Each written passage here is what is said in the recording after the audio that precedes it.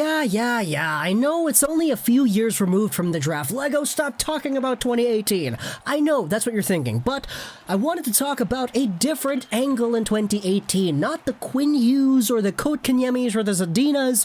None of that. When you take a look at the 2018 NHL Entry Draft and you sort it by points, you take a look at who is on top. Normally, in a draft that is so new in the minds of NHL fans, you would see the likely guys who are at the top of the points list at the top of the real draft list. Dahlin, Svechnikov, Tkachuk, Hughes, all these guys are up here, but there's another name on here that has entered the conversation as one of the top scorers from the draft early on. His name is Joel Farabee.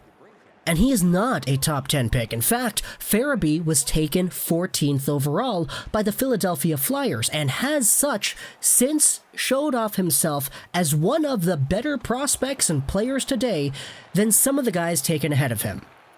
Right now, Farabee is ahead of Ty Dellandrea, Noah Dobson, Oliver Wahlstrom, interestingly enough, Evan Bouchard, Vitaly Kravtsov, and arguably Adam Boqvist in terms of NHL impact already. Not to mention the Barrett Haytons, who were taken a little bit higher, and the Jesperi Kotkaniemis, who got sent down to the AHL. There certainly is some room here to talk about Joel Farabee as one of the early risers a few years removed from the draft. But how did we get here? How did the Philadelphia Flyers get this player? And furthermore, what is the story behind it? Let's go into Joel Farabee and talk about him for the first time in this channel's history in a video right here. Now, I mentioned, going off the points list, that one of the more interesting guys that actually hasn't been as good as Farabee has post-draft was Oliver Wahlstrom. Oliver Wahlstrom was a guy who was interesting in this context because he played on the same team that Farabee played on in their draft years. Furthermore, Oliver Wahlstrom was a guy that I absolutely loved. I seriously was a Wahlstrom believer, and I wanted this guy for the Vancouver Canucks. Now, when I made my video talking about the mock draft and talking about who I want the Canucks to take, Wahlstrom was number one on my list because, in my mind, Dahlin, Svechnikov, Zadina, Hughes, Boqvist, and Bouchard were all going to go ahead. So, out of the rest of the players available in my mind that would have been there at 7, guys like Kotkaniemi, Noah Dobson, Grigory Denisenko, or Barrett Hayton, I wanted Wahlstrom the most. Because this guy, playing for the USNTDP, was a lethal sniper, and I loved seeing the impact that he was able to produce out there for the USNTDP. Wahlstrom, in that 2017-18 year, had 94 points in 62 games. Joel Farabee had 76 points in 62 games as the captain of that team. He had significantly fewer points, but he had a lot more other skills that Wahlstrom didn't have. For example, mobility and two-way strength was a very good part of Joel Farabee's game, and it was one of the more consistent aspects that he brought to the ice every night. As a result, Joel Farabee was seen as a very highly touted player, but because Wahlstrom had more flair, he had a better shot, he was a better goal scorer in general, Wahlstrom was the guy that received all the attention. Also, there was another guy playing on that USNTDP squad who was actually underaged. His name was Jack Hughes, and he got a lot of attention as well. I don't really know why, though. So once the draft came along and Quinn Hughes eventually dropped to the Vancouver Canucks, I was super happy, super excited. I didn't care that we didn't draft Wahlstrom, we got Quinn Hughes instead, who in my mind was a much better prospect. But Wahlstrom went a few picks later to the Islanders in that double pick that they did with Noah Dobson and Wahlstrom. 3 picks later at number 14, that is where Joel Farabee was selected by the Philadelphia Flyers. And boy oh boy did Farabee make his impact known immediately. Not just to Flyers fans, but to NHL prospect fans as a whole. In their first years in the NCAA, Oliver Wahlstrom didn't really do too hot. He had 19 points in 36 games, which is nice for a freshman, but it wasn't to the same standard that people thought he would have been able to achieve. The goal scoring wasn't there, he only had 8 goals.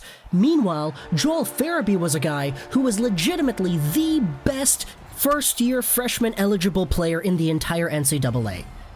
Farabee was actually third in the entire NCAA freshman scoring race that year, but the two guys ahead of him were 2 years and 3 years older than he was, so it doesn't really count in the same context.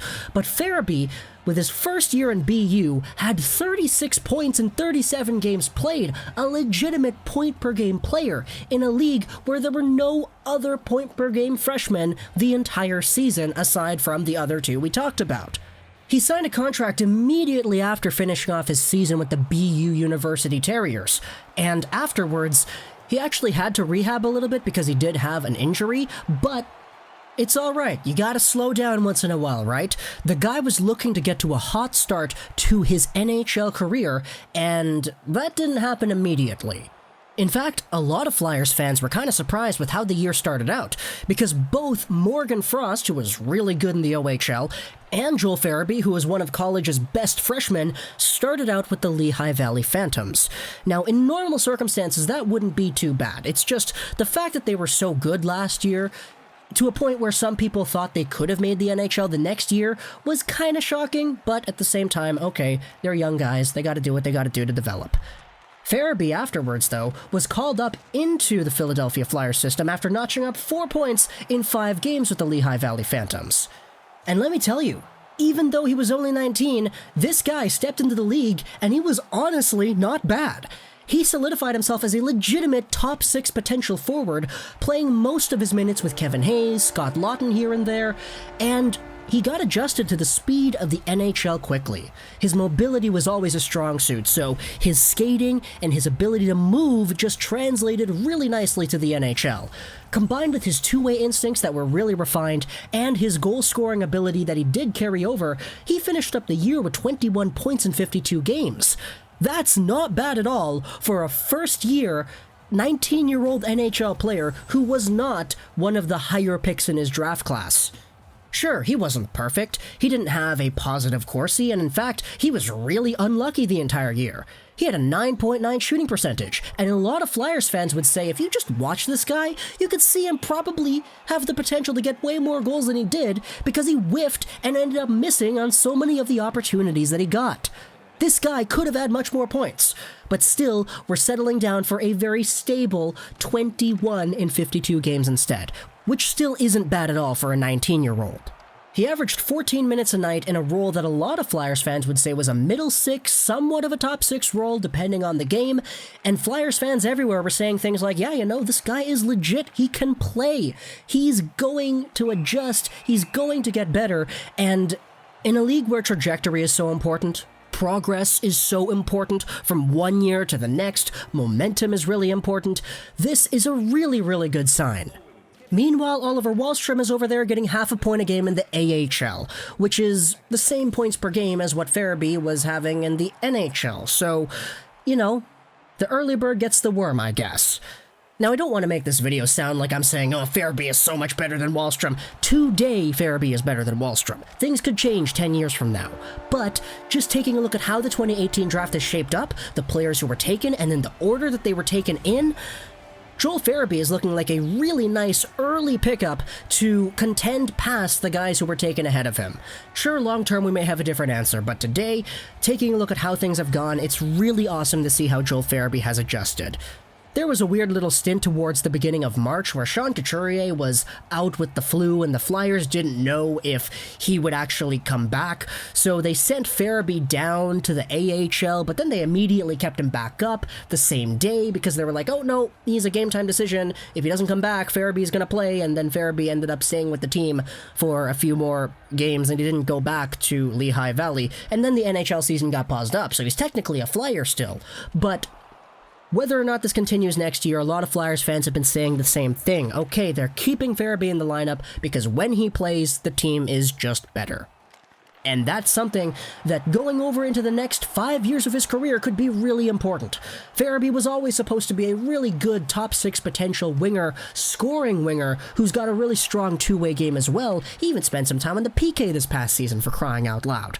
but getting a head start at 19 and showing that he's able to play in this league is something that I think is really, really valuable. He's only been dominating at every level he has played at so far, from the NTDP to the NCAA to the Lehigh Valley Phantoms, and now starting things off with the Philadelphia Flyers.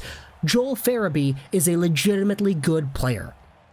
So, comment down below what you think about Farabee, the comparisons I've made to Wahlstrom. Am I being unfair, or am I being completely fair in my assessment? Comment down below what you think. I hope you enjoyed this video. So that Trost99, and bye.